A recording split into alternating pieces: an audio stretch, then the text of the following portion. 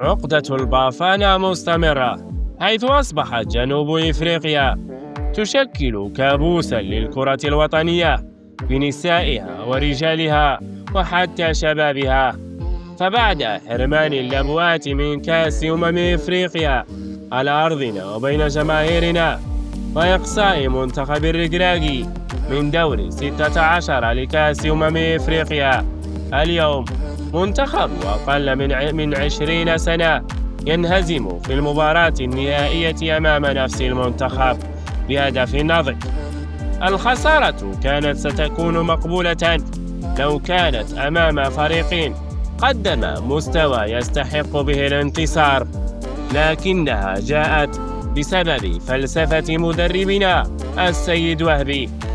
فبعد قصة الركراكي مع إشراك المزراوي الذي عاد مباشرة من الإصابة أمام نفس المنتخب، اليوم وهبي يشرك عبد الحميد بودلال أساسيا بعد غيابه عن المنافسة طيلة المسابقة. بودلال اليوم لم يكن ضعيفا فقط، بل كان عاهة في وسط الدفاع، أخطاء متكررة وسوء في التغطية، خاصة في الهدف الوحيد لجنوب إفريقيا. ضعيف كذلك في البناء الهجومي.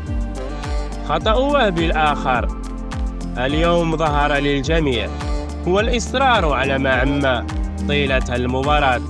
عثمان معمى لاعب مهاري صحيح، لكنه يمثل أسلوب لاعب المنتخب أيام الجاهلية.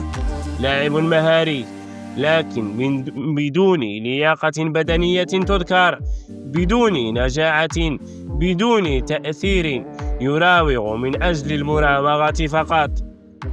لكن السؤال اليوم، وهبي، ما الذي لم يعجبك في التشكيلة التي أهلتك ضد مصر حتى تغيرها ضد جنوب أفريقيا؟ أليس من الأجدر اللعب بنفس التشكيلة والتغيير يكون خلال المباراة إذا كان هناك سوء في الأداء؟